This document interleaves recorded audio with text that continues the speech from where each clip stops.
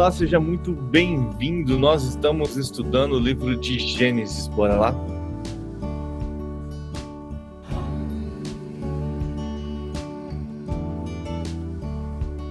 A Ti, Senhor, nós somos gratos porque o Senhor é bom. Obrigado por mais um dia. Obrigado pelo seu cuidado. Obrigado pela sua misericórdia, pela sua graça, que se renova sobre nossas vidas mais uma manhã. Obrigado por tudo que tem feito, por tudo que já fez e por tudo que vai fazer em nossas vidas. Todo louvor, toda adoração, toda exaltação seja dadas a Ti, Senhor, pois Tu és o único digno de ser louvado e de ser adorado, exaltado e glorificado. Santo, santo, santo é o Teu nome, Pai.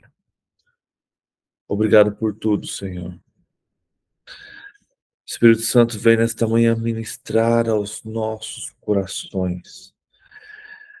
Venha fazer com que, ao lermos a Tua palavra, nós possamos compreender e os mistérios através disso possam ser revelados, que possamos ter compreensão de coisas que ainda não vimos, para a honra e glória do Teu santo nome, para amadurecimento dos Teus filhos e para a honra e glória do Senhor.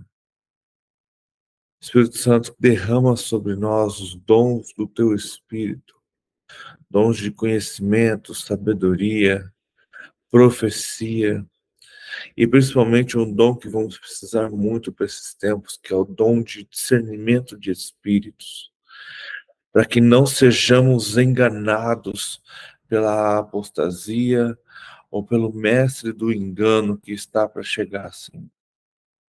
Tem misericórdia de nós, capacita-nos, abra os nossos olhos, que estejamos sempre atentos aos sinais e firmados na Tua palavra.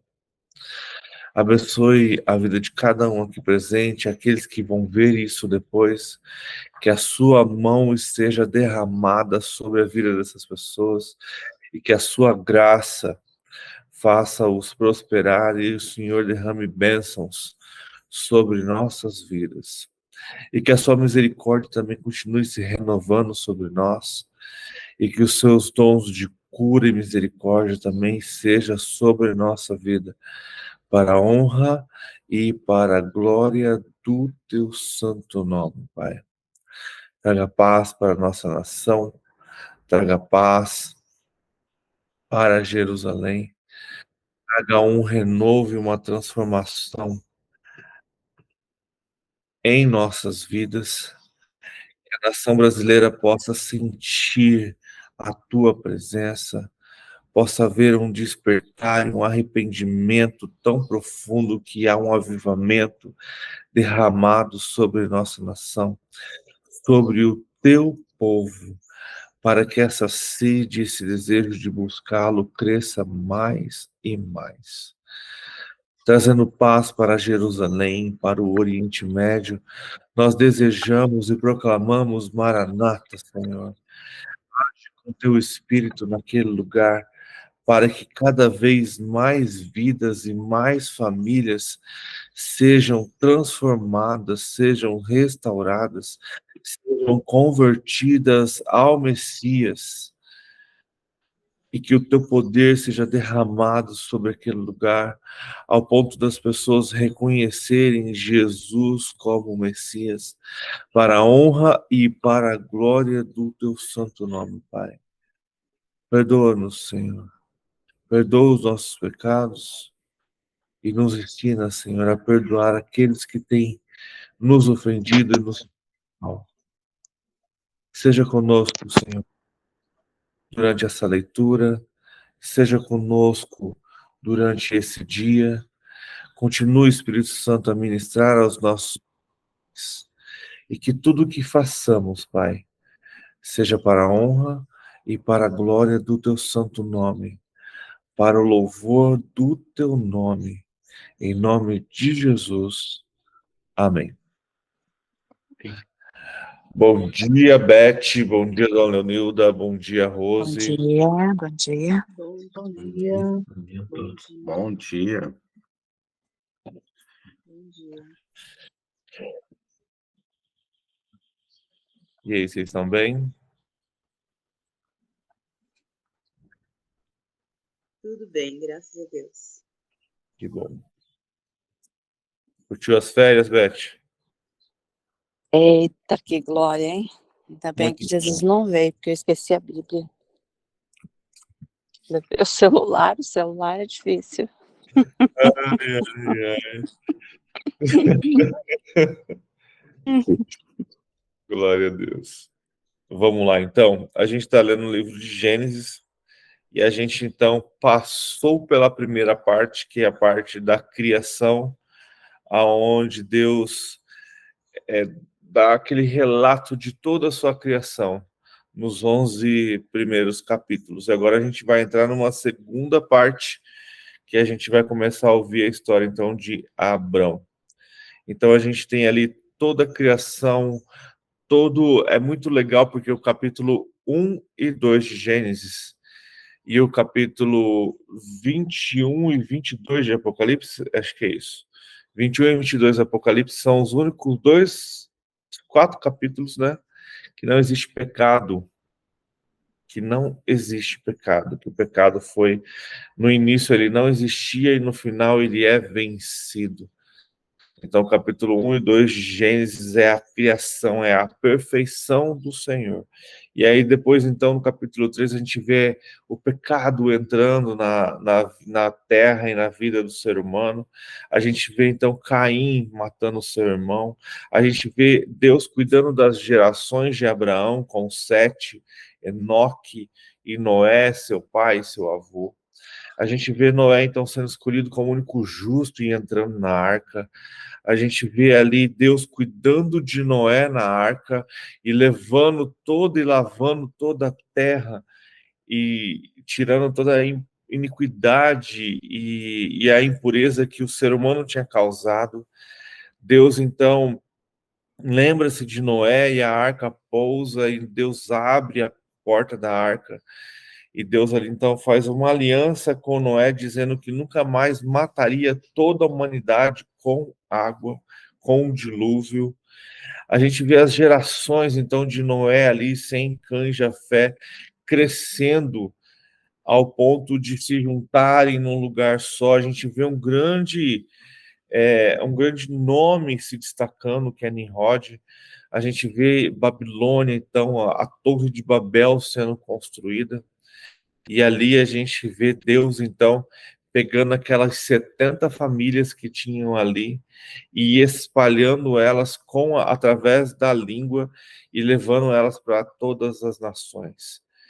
E é interessante que ali a gente vê, então, Deus colocando ali outros idiomas, outras línguas naquelas famílias e naqueles clãs e retirando, pelo menos eu creio dessa forma, a língua paterna, a primeira língua do jardim.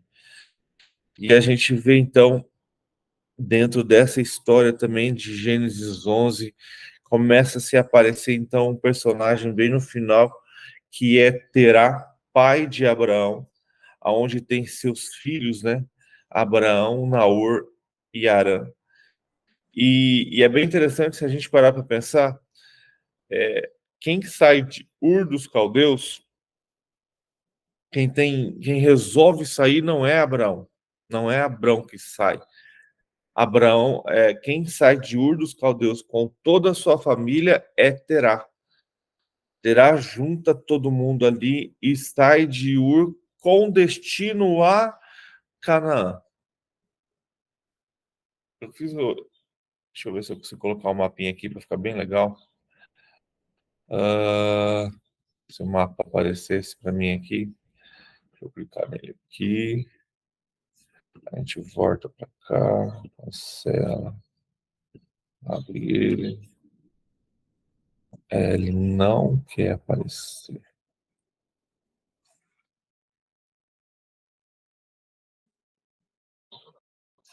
Deixa eu abrir ele como uma página.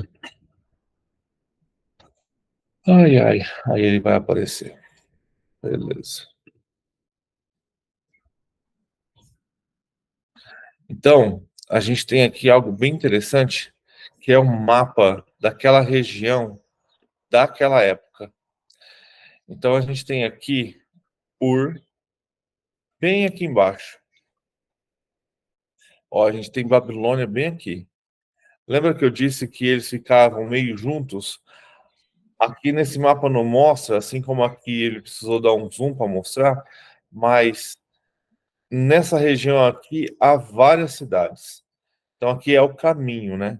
Então Terá sai de Ur, dos caldeus, e começa uma jornada em direção a Canaã, que é aqui do outro lado. Vocês percebem que não tem como fazer este movimento, atravessar. Eles têm que ir pelo caminho. Então eles vão até Babilônia, aí eles vão até Mari, e daqui eles correm. Ó, em vez de eles virem para cá, ele vai para Arã, que fica ali na terra de Padã Arã. E aqui é onde termina a história de Terá. Então, Terá, a gente pode dizer que ele parou no meio do caminho, porque Terá, no capítulo 11, bem no finalzinho ali, no versículo 31, se eu não me engano, fala que Terá tomou seu filho Abraão, seu neto Ló, filho de Arã, Arã já tinha morrido, sua nora Sarai, mulher de seu filho Abrão, e juntos partiram de Ur dos Caldeus para Canaã. Então, Terá partiu de Ur dos Caldeus com destino a Canaã, mas na metade do caminho, em Arã, ele parou. E a gente estava falando ontem que pode ser sentimentalismo, mas eu descobri que em hebraico o Arã do filho dele, nome, e o Arã do nome da cidade são diferentes, é escrito diferente, não é escrito do mesmo jeito. Mas então Terá para no meio do caminho. E quantas vezes Deus nos dá uma jornada, Deus nos dá um destino e a gente para no meio do caminho. E ali, então, nesse meio do caminho, onde ele para, e ali ele fica, e ali ele entrega a sua vida. Eu tenho um dado aqui bem interessante, eu vou ler para ficar bem legal, ainda sobre a idade de Terá. Aí fala assim, então, que Terá morreu aos 205 anos.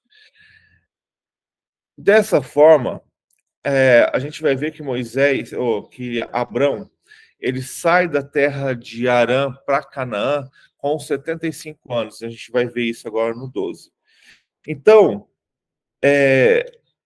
Abrão teria deixado Terá e saído, né?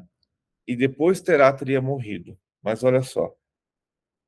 Levando em conta os números dados no versículo 26 e em 12:4, Terá teria 145 anos quando Abrão deixou Arã. Se Terá viveu por 205 anos, ele teria morrido muito tempo depois da partida de Abrão para Canaã. No entanto, em Atos capítulo 7, versículo 4, Estevão afirma, lembra quando Estevão é aprisionado e ele começa a fazer aquele discurso maravilhoso sobre Abraão e os descendentes e acusando os sacerdotes. E ali Estevão, então, afirma que Abraão partiu de Arã depois da morte de Terá.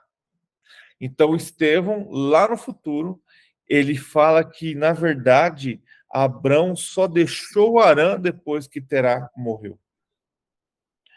A observação de Estevão corresponde ao texto do Pentateuco samaritano, uma versão mais antiga de Gênesis, através de Deuteronômio, que afirma que Terá morreu quando tinha 145 anos. A contagem de 205 anos pode ser devido a um erro de um copista anterior. Então, a gente tem aqui duas idades de Terá. E seria meio estranho, né?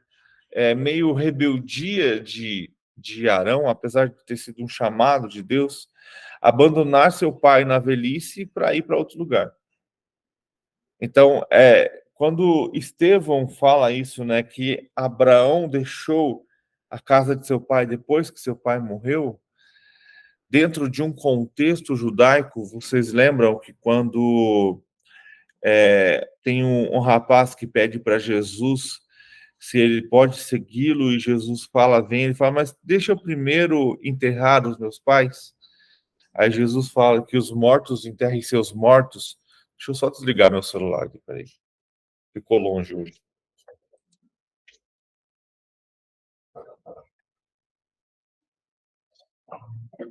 Então a gente tem ali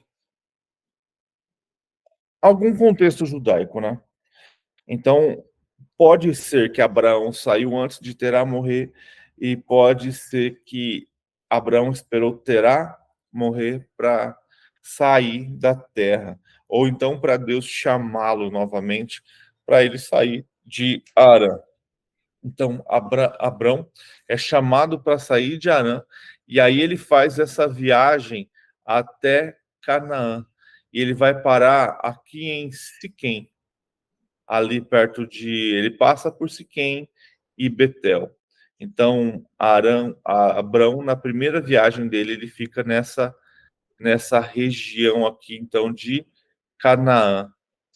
E é bem interessante que a gente vai ver mais para frente também, que aí, por causa da seca e da fome, Abraão é obrigado a descer até o Egito. E depois ele volta para cá. Então, a gente tem aí esse mapa daqui. Aqui não vai rolar. Então, daqui de Ur dos Caldeus até Canaã são 1.850 quilômetros. E aqui provavelmente é um grande deserto, né?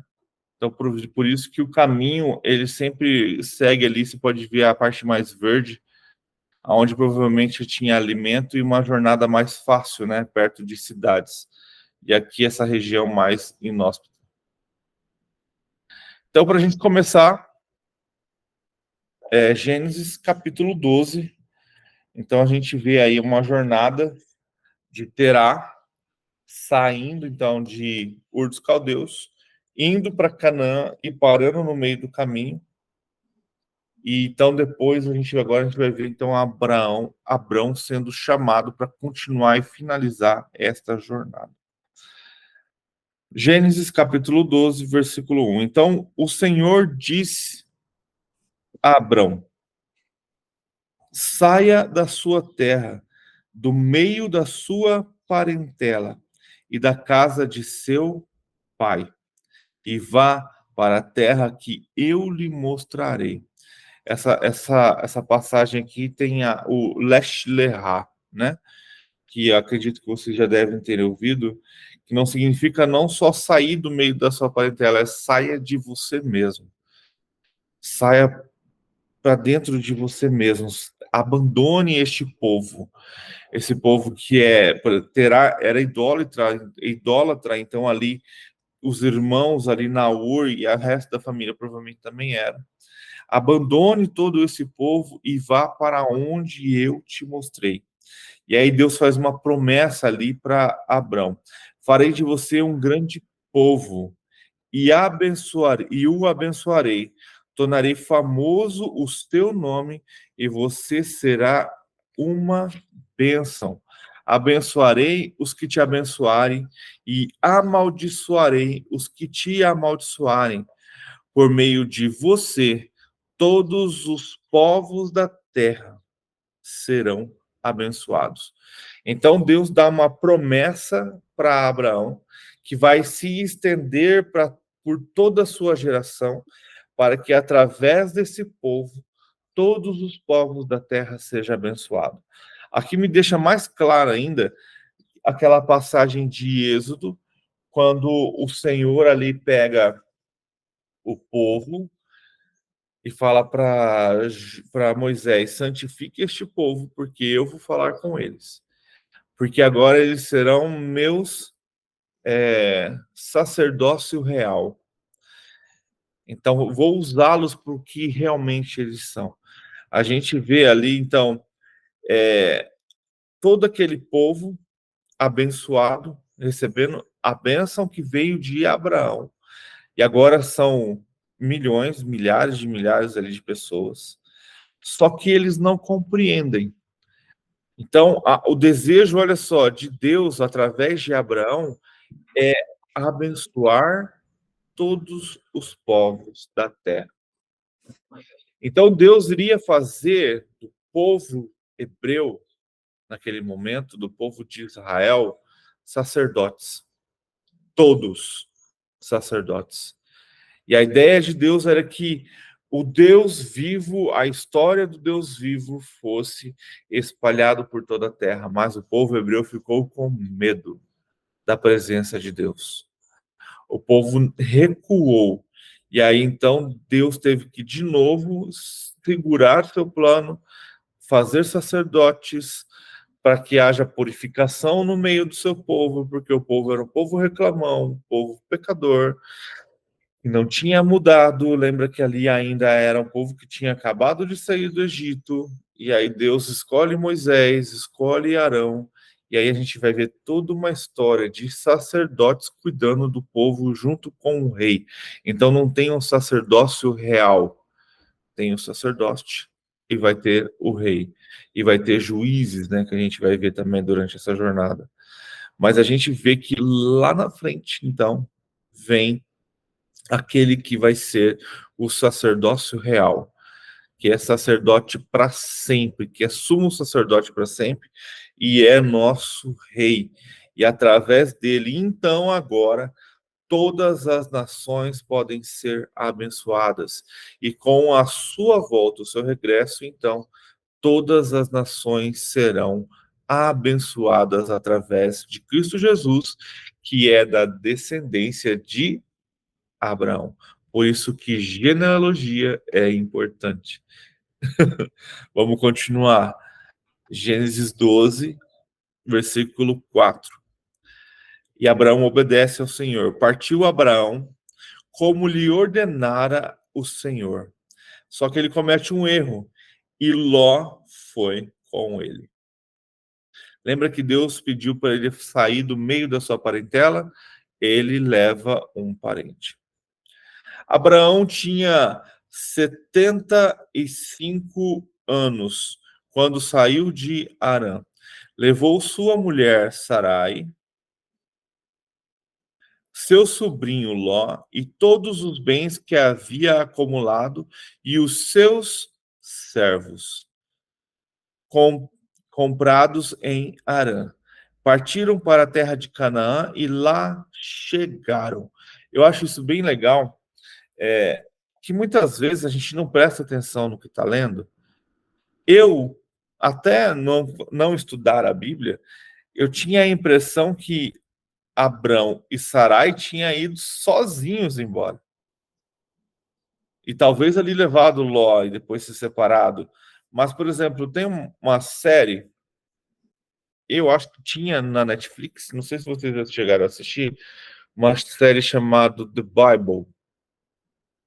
Ela é bem interessante, ela vai resumindo algumas coisas até Jesus. E dentro dessa série, quando mostra Abrão, mostra a tenda de Abrão, Sarai e a Agar. Não tem outros servos e servas. Só tem eles ali. E aí aquilo te dá um desenho de que Abrão estava só. Mas aí, olha só, nem foi lendo a Bíblia que me esclareceu isso. Foi quando eu vi ali aquela passagem de Gênesis, da novela da Record, quando mostra Abrão indo e aquele monte de gente junto com ele. E aí a gente tem aqui, né, que ele leva todos os bens que ele acumulou e seus servos.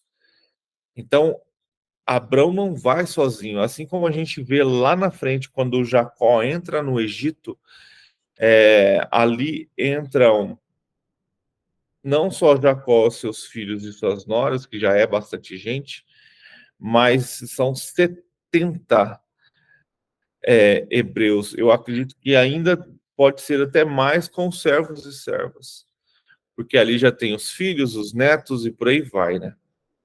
E dá no total de 75 com Jacó, José, sua esposa e seus 2 filhos. Então a gente vê ali, então, Abraão partindo de Harã, obedecendo o Senhor, para a terra de Canaã.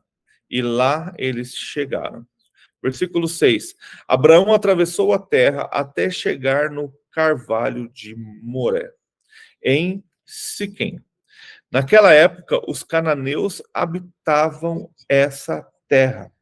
O Senhor apareceu a Abrão e disse: a sua descendência darei esta terra. Olha que interessante. A sua descendência. Então, Deus não prometeu aquela terra para Abrão.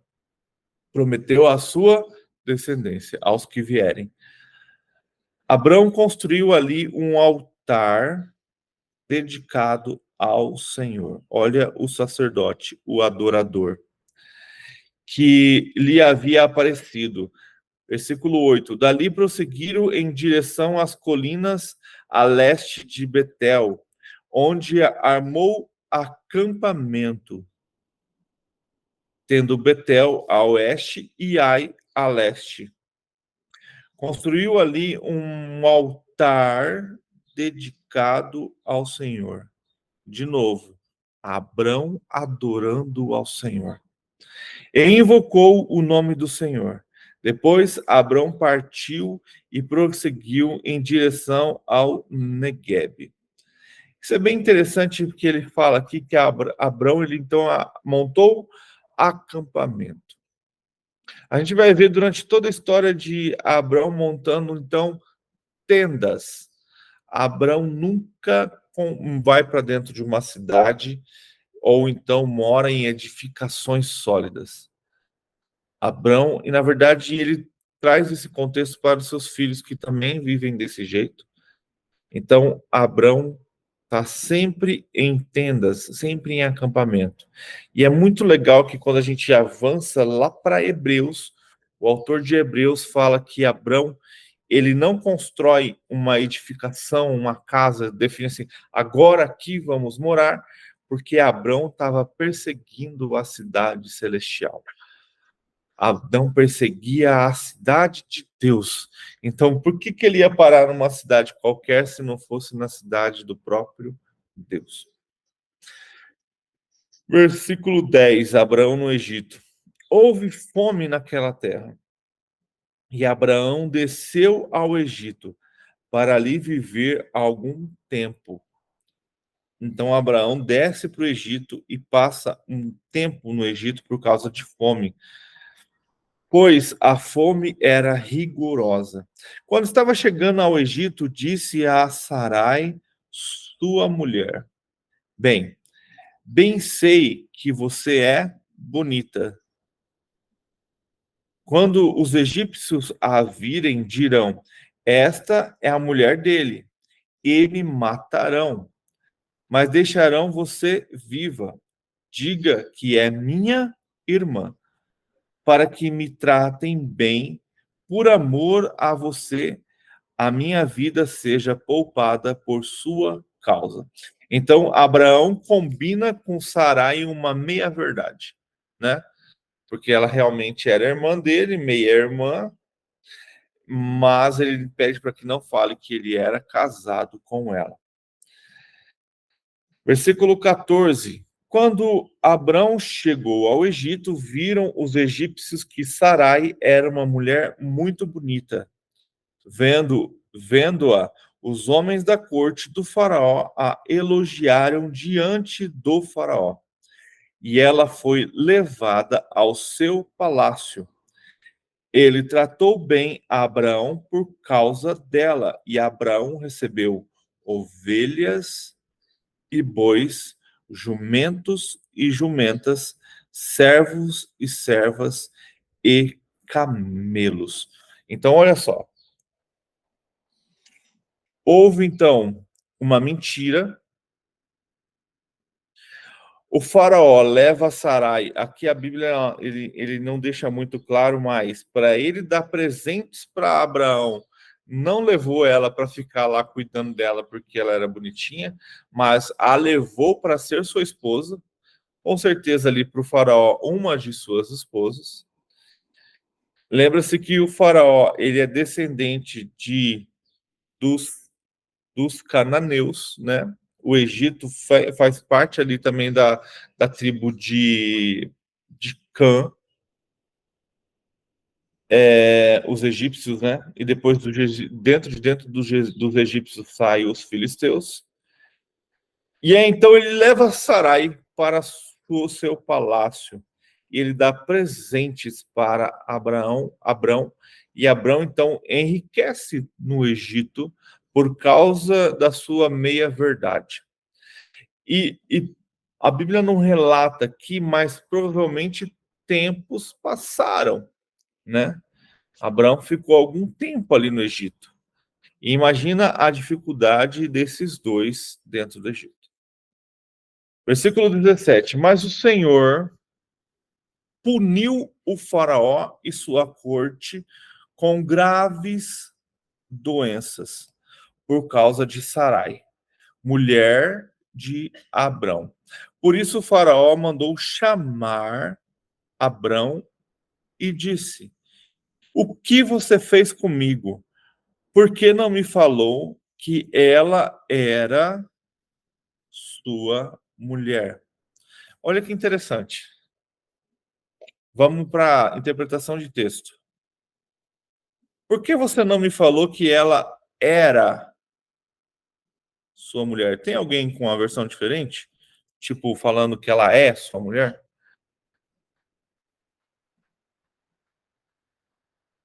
Então, Eu creio que aí ele fez uma conotação com o verbo falou. O verbo falou está no passado. Então, ele falou que era a sua mulher. pode ser também. Não discordo. Mas Sarai passou muito tempo no palácio. Na verdade, todo o tempo que Abrão passou no Egito, Sarai estava no palácio. E então o faraó foi castigado. A gente não sabe, não tem contexto, a gente pode deduzir ou não, mas ele tinha toda a força e o poder que ele quisesse ali, o faraó. Sarai tinha que se distorcer de toda forma para poder ter conseguido fugir do faraó. E lembre-se que a gente está falando de uma geração totalmente patriarcal e homens totalmente severos. O faraó não daria presentes para Abraão à toa. Então pode ser realmente. Por que não falou quando chegou que ela era sua mulher? Ou então, por que não falou que ela era sua mulher? Entenderam onde eu quero chegar? Porque disse que era sua irmã. Foi por isso que eu a tomei para ser minha mulher. Foi para isso que eu a tomei para ser minha mulher. Aí aí está essa sua mulher. Tome-a e vá. A seguir, o faraó deu ordens para que providenciassem o necessário para que Abrão partisse com sua mulher e com tudo o que possuía. Então, Abrão enriquece no Egito. Sarai, ela se tornou mulher de Faraó, pelo menos é o que está escrito aqui. ao ponto dela ter uma concubina que ela também leva com ela, que a gente vai ver para frente, que é a própria Agar. Então a gente tem aqui Abrão sendo abençoado no Egito, ao ponto dele enriquecer, porque o próprio faraó dá para ele ali ovelhas, bois, jumentos, servos, servas e camelos. A um preço alto? Acredito que sim. Vamos para o contexto que a gente imagina de que não aconteceu nada entre o faraó e Sarai, que Sarai de algum jeito conseguiu fugir do faraó ali, mas muito tempo se passou sem que Abrão e Sarai tivessem seu relacionamento como marido e mulher. Eles tinham que manter a aparência de dois irmãos. É muito legal, trazendo então para essa ideia mais bonita, né? Vamos colocar dessa forma, que a própria novela também trouxe dessa forma, que eu acho bem legal o contexto ali, que Sarai enrolou o faraó por muito tempo. E quando já não deu mais, foi quando Deus derramou, então, fez o faraó ter o sonho e entender quem era Sarai e derramou também uma doença muito grave sobre ali o povo do Egito, sobre o povo ali provavelmente da corte. E então a gente tem aqui Abraão não se desfazendo de todos os presentes que o faraó deu a ele e partindo do Egito de volta para Canaã. E ali com todos aqueles presentes que ele tinha recebido ali, então, do faraó. Então, a gente pode trazer... São contextos que também não vai fazer muita diferença. Se a gente for, assim, pensar na perversidade daqueles homens daquela época, e simplesmente a gente ter o coração tão puro ao ponto de nada ter acontecido. O faraó toma Sarai como sua mulher e a gente fica acreditando que pode ser que nada tenha acontecido. Ou pode ser que tudo aconteceu, a gente não sabe. Ela pode ter sido obrigada a isso. Lembra que ele era o faraó. Mas Deus mesmo assim cuida deles, os protege e ao ponto de no momento certo gerar essas doenças dentro ali da corte e no momento certo então Abrão e sua esposa e toda a sua família, todos que estavam ali serem mandados embora do Egito para de volta, né? Eles vão voltar para Canaã. Então, a gente finaliza o capítulo 12 com Abraão sendo obediente ao Senhor, deixando a terra de Harã, sem saber exatamente para onde ia, vai para Siquém, ali entre Betel e Ai, constrói um altar, adora ao Senhor, sendo obediente ao Senhor. Por causa da fome e da seca daquela terra, é obrigado a descer ao Egito. Ali ele... Cara, isso é meu, tá? Pode ser que vocês tenham pensamentos diferentes, mas de verdade eu achei Abraão um bundão, porque ele ficou com medo de morrer. Ele foi um momento assim de lapso que ele vai ter para frente de novo, de não ser o homem da casa.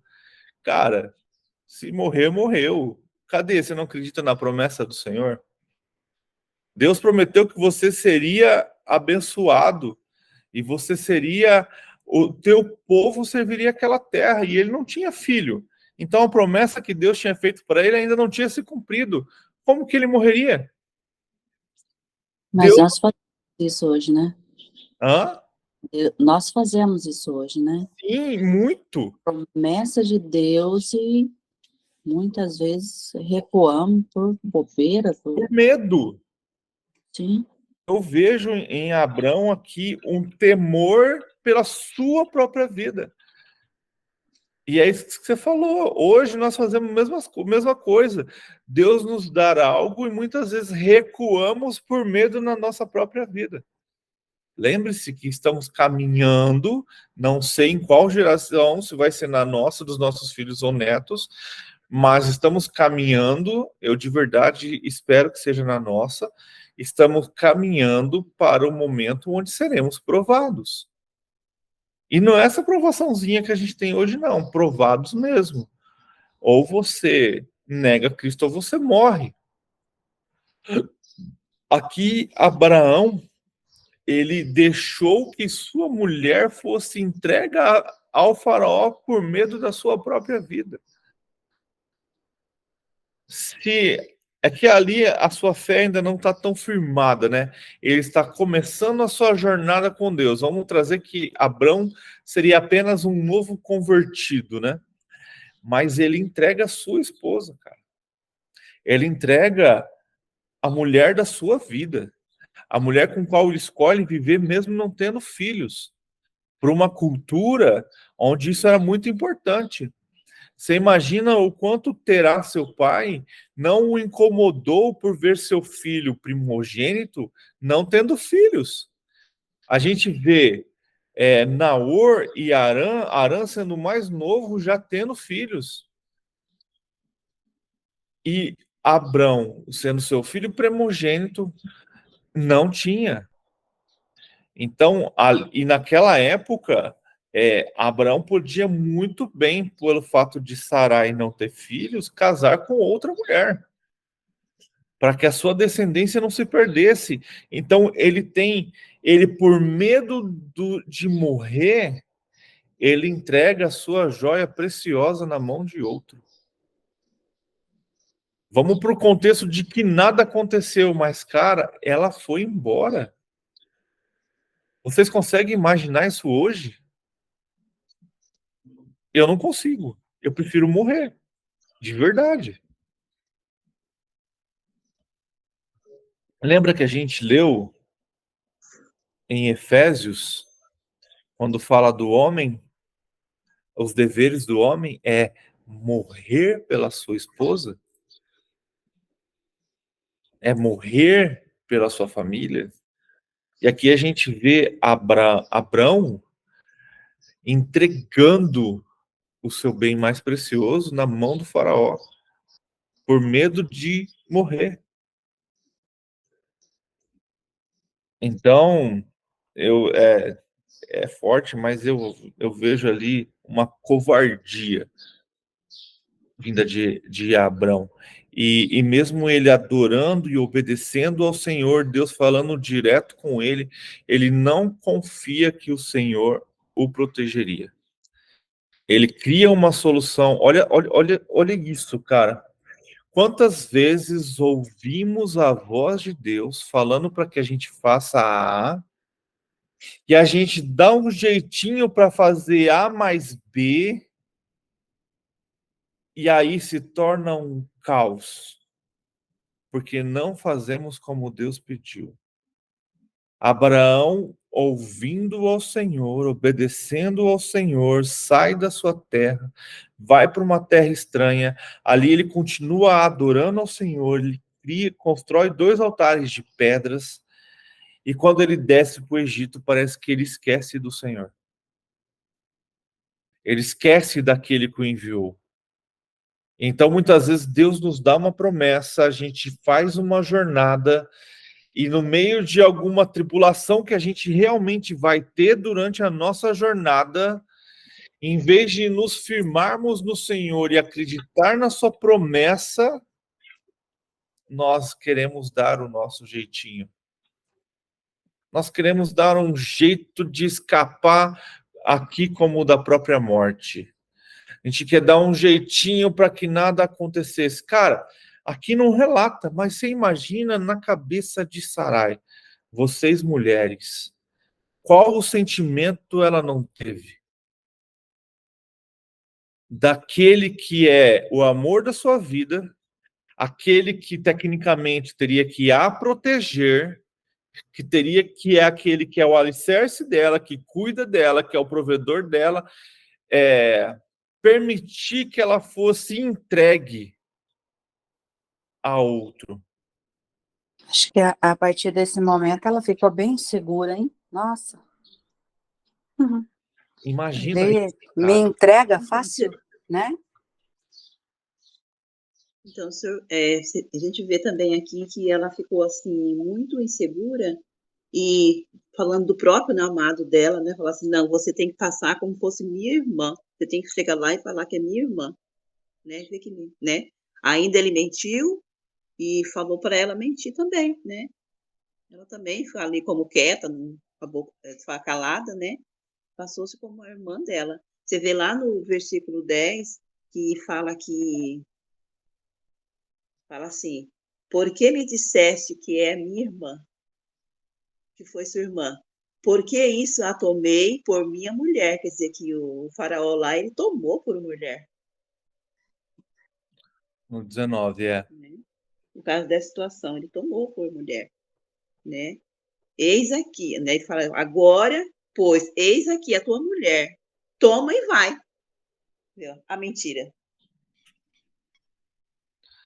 Então, a É um momento que ele dá abertura para que o casamento se desfaça facilmente, né?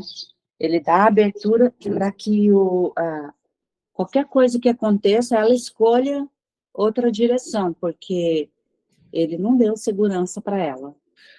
Não. É o que a gente sempre fala. Por que há traição no casamento?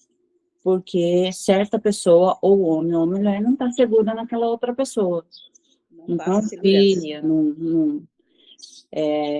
tem alguma coisa que ficou solta, não foi consertada.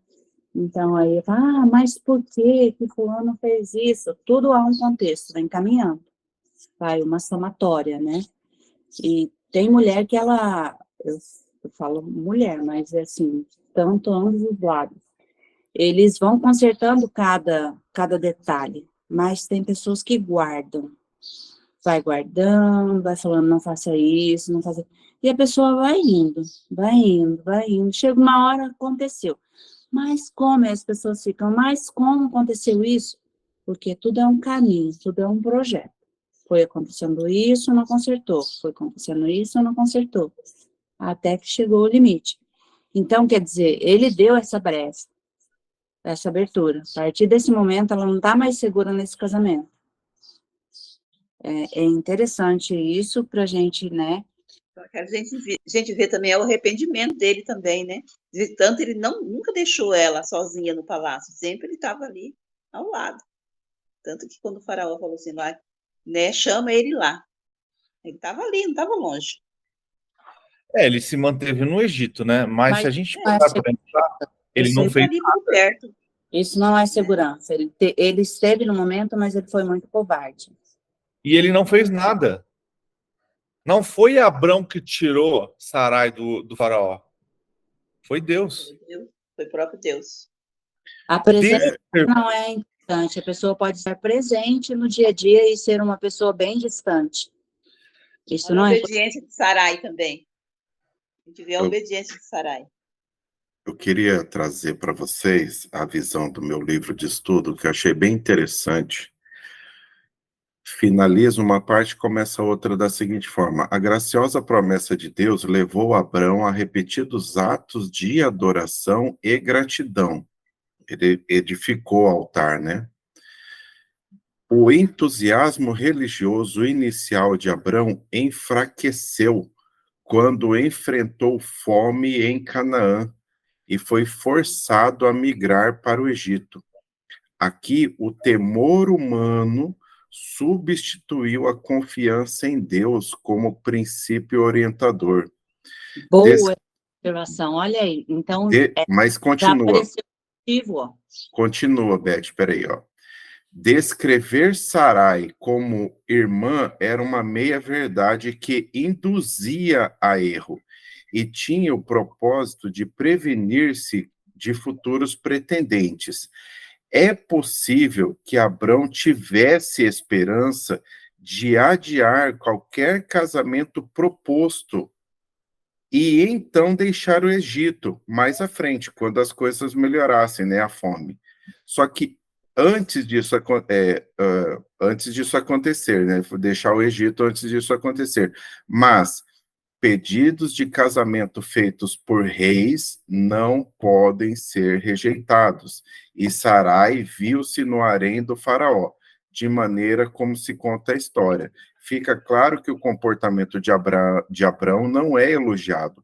O Senhor, porém, interveio e o resgatou, enviando pragas ao faraó, de modo que Abrão, tal qual seus descendentes nesse caso, né, como ele não tinha filhos, fala de toda a sua família e seus servos, né?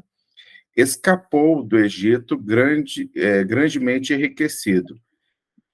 Esse mini êxodo do Egito prenuncia seus sucessores em número muito maior. Mostra Deus cumprindo a promessa de proteger Abrão, a despeito de sua falta de fé. Na sua graça, Deus ignora os erros daqueles que ele chamou para que tenham benefício de longo alcance. Então, assim, talvez na cabeça de Abrão, quando ele pensou, talvez ele nunca pensasse que o rei fosse chamar, né, o faraó fosse chamar, né? Falou, vou contar que é minha irmã, porque se alguém pedir em casamento, dá para ir enrolando até a gente ir embora daqui. Mas quando o rei pediu, aí não teve jeito, o faraó pediu, né? Bem interessante. Porque ali também tinha lembra daquelas regras dos reis lá? Se você fosse confrontar, ele não fizesse essa mentira aí, porque ela era meia-irmã mesmo dele. Lá deu de Terá lá. Aí ele Na sabia verdade, das leis ali mentira, dos né? reis, que eles matavam o cara. Então ele Não estava foi em uma menor mentira, número foi ali, uma né? Ele omissão, ia né? enfrentar o Egito inteiro para proteger a Sara e ia morrer de qualquer forma. Mas aí você está pensando de uma forma assim, a gente está discutindo, tá? Então eu vou para minha parte de homem. Aí a gente começa a pensar de uma forma que, cara, então porque eu tenho uma mulher bonita e eu prefiro dá-la ao rei do que morrer? Eu prefiro morrer do que ver minha mulher com outro. Você entende? Uhum. É, Não, eu entendi. Foi assim, meio covarde mesmo da parte dele. Eu acredito Tipo que ele não assim, ele não contava defendeu ela, né? o Ele não próprio protegeu faraó. ela. Eu acredito que ele não contava com que o faraó fosse quem fosse querer a sua mulher. Vou ficar quieto que eu quero ver a defesa dos homens. mas Mas eu acho que a ideia do Éder é a mesma. Ele já errou de início ao pensar que qualquer um pudesse se interessar por ela, e por isso eu vou chamá-la de minha irmã. Ele nem isso deveria ter sido proposto. Nem isso. A mulher dele é a mulher dele, né? se impõe como marido. E que Isso. seja feita a vontade de Deus. Mesmo ele estando decepcionado por causa da fome e da seca, ele ainda tinha uma promessa com ele. Agora, o mais incrível, e que isso serve para as nossas vidas, é que a gente fica indignado porque ele vai cometer essa mesma falha mais para frente. Uhum. E nas nossas É. vidas a gente também comete as mesmas coisas. E você sabe o que é o pior, Diego? Que ele pecou passa de novo. filho. Isaac, na verdade, comete o mesmo erro. Isaac também entrega a Rebeca. Então, tipo assim, cara, a falta de confiança, e a gente vê isso, cara, vai vendo isso andando ali na família de Abrão. Olha a Beth que gosta disso, a maldição hereditária, né? Abraão comete um erro no Egito. Abraão comete um erro depois com outro rei, que agora não lembro o nome dele. Abimeleque. Abimeleque, né? Abimeleque. E aí, Abimeleque. Isaac comete o mesmo erro de seu pai. E olha que interessante. Quando Isaac comete o mesmo erro de seu pai ainda está vivo. Sabe por quê?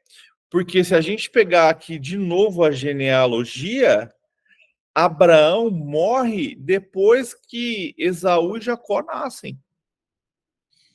Quando Abraão morre aos 175 anos, Esaú e Jacó já tinham a idade de 15 anos. E esse momento de Isaac ter que ir para as terras de Abimeleque ali, ele entregar Rebeca para o rei, Rebeca ainda não tinha filhos também. Assim como Sarai também não tinha filhos quando isso aconteceu de novo. Então, o pai estava vendo o filho cometer o mesmo erro que ele. E a gente não vê a Bíblia o pai falando nada.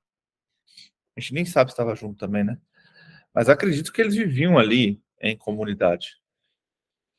Cara, então, para mim, Éder, Abraão foi covarde.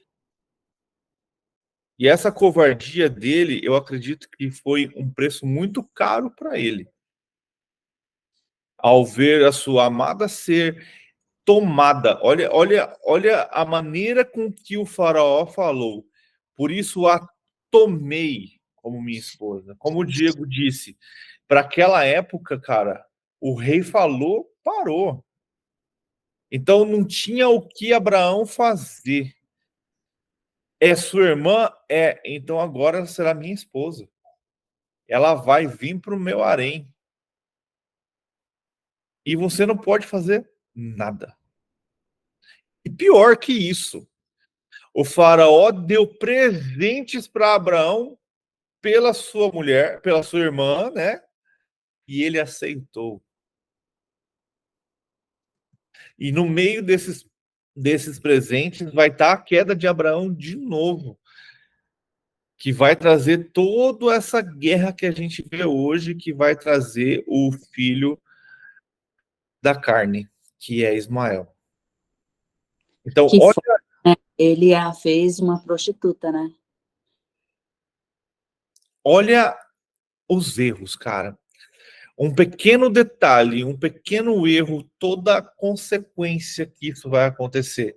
Imagina, vamos para um contexto diferente. Imagina Abraão se posicionando como homem, se posicionando como marido de Sarai. E mesmo que Faraó desejasse Sarai e desejasse matar Abraão, Deus não permitiria, porque senão sua promessa não se cumpriria. Abraão sairia dali sem Agar. Não teria Ismael. Não teria povos que odeiam os hebreus. Olha como as coisas mudam. A maioria dos povos árabes ali hoje em volta de Jerusalém são descendentes de Ismael. Os descendentes de Esaú, de Edom ali, a Bíblia fala que morreram todos antes da destruição do segundo templo. Mas os descendentes de Ismael, os ismaelitas, falou, meu irmão, vai com Deus.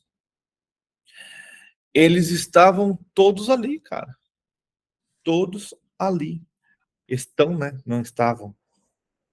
Então, uma escolha, um temor, um detalhe de Abraão, que mais para frente, mesmo ele vendo Deus falando com ele tendo provas, sendo abençoados, cara, coisas incríveis vai acontecer com Abraão antes de novo ele entregar Sarai para outro rei.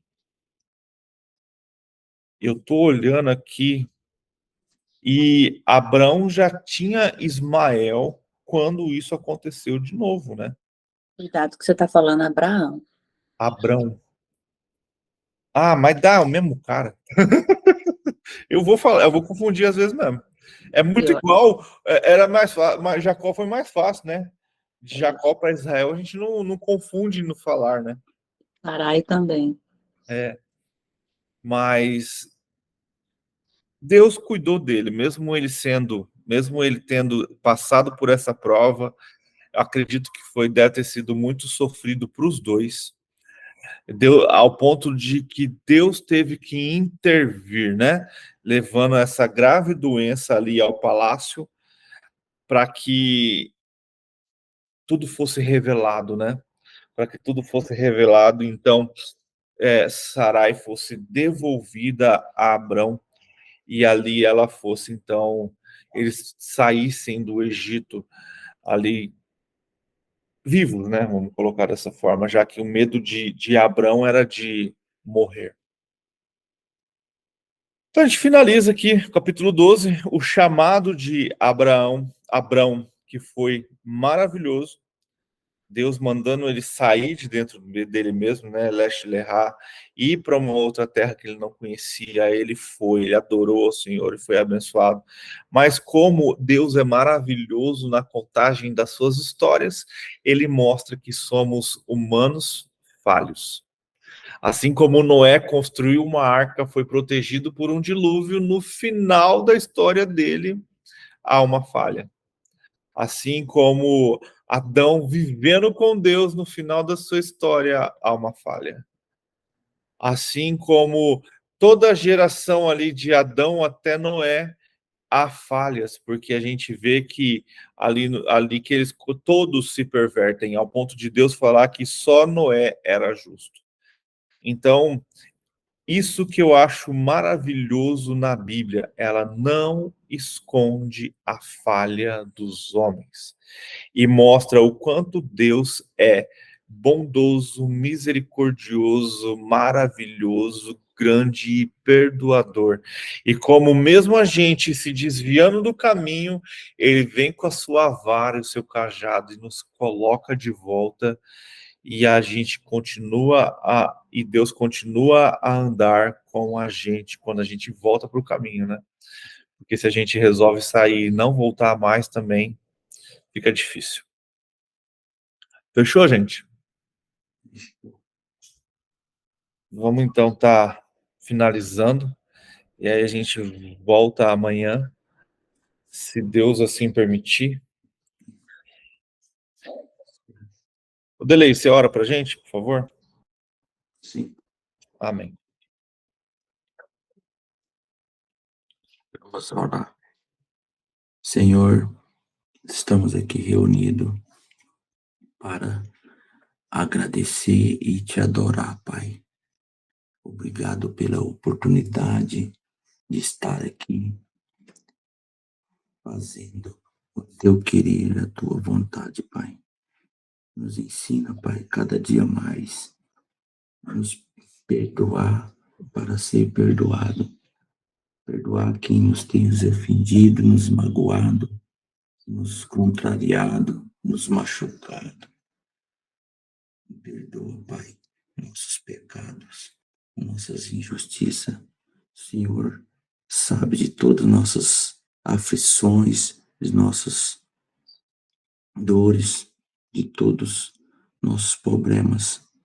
Que o Senhor venha com o seu Espírito, derrama sobre nós, Pai, a sua bondade de fazer que a gente está sempre buscando o Senhor, te adorando. Que o Senhor é o único digno de ser louvado, de ser glorificado, de ser exaltado, Pai. Nos prepara para sempre fazer o teu querer, te agradar, Pai, te adorar o todo tempo, porque o Senhor é bom, o Senhor é misericordioso e a sua bondade é infinita, Pai. Queremos agradecer por mais um dia, pela oportunidade de estar aqui aprendendo um pouco mais de Ti, Pai, de estar buscando, acordando de manhã e buscando aprender cada dia mais, tendo discernimento da Tua palavra e do Teu reino, Pai. Obrigado por tudo que tem feito pela minha família, pela família deste grupo, que o Senhor é maravilhoso. Venha abençoar todos por colocar essas pessoas reunidas e por essas pessoas no caminho da gente. que são pessoas muito boas, que faz o que agrada o Senhor. E a gente esteja aqui sempre pronto para servir de luz, servir de exemplo para os nossos parentes, para quem não pôde entrar, mas que o Senhor venha a tocá-lo de alguma forma para eles ver depois o vídeo gravado e que venha a participar também com a gente, para caminharmos junto e aprender cada dia mais sobre Ti, sobre Tua palavra, Pai, sobre Tuas leis, sobre os Teus estatutos, Seus mandamentos. Venha, Pai, com seu poder de cura, o seu poder de sabedoria e nos resgata, Pai. Que o Senhor transforme a gente, venha com o seu avivamento para que a gente possa estar sempre preparado e sempre obediente, Pai, para a Tua volta, para nós não sermos enganados. Obrigado por tudo, Pai. Que é por aí que oramos, Pai, pedindo para, em nome de Jesus, seu Filho amado, que derramou seu sangue na cruz para nos salvar. Queremos Te adorar a todo tempo, Pai. Queremos Te louvar e ficar preparado sempre, Pai, para andarmos juntos. Obrigado por mais um dia, pela oportunidade de acordar, levantar. Obrigado pelo alimento, que o Senhor abençoe o nosso dia, que a gente possa estar levando o Evangelho aonde nós for, que o Senhor tem para nós sempre. Que a gente faça o Teu propósito e nos capacita cada dia mais para fazer o Teu querer, a Tua vontade, Pai. Por aqui oramos em nome de Jesus, seu Filho amado. Amém. E assim a gente finaliza a primeira parte da história de Abrão. Como Deus o abençoou e como ele foi obediente ao Senhor ao sair da sua terra. Lech Lecha, saia de si mesmo, abandone tudo o seu passado e venha viver uma nova vida comigo. Que Deus te abençoe e que você tenha esse chamado, sabe, de viver uma nova vida com Cristo Jesus. E a gente se vê amanhã.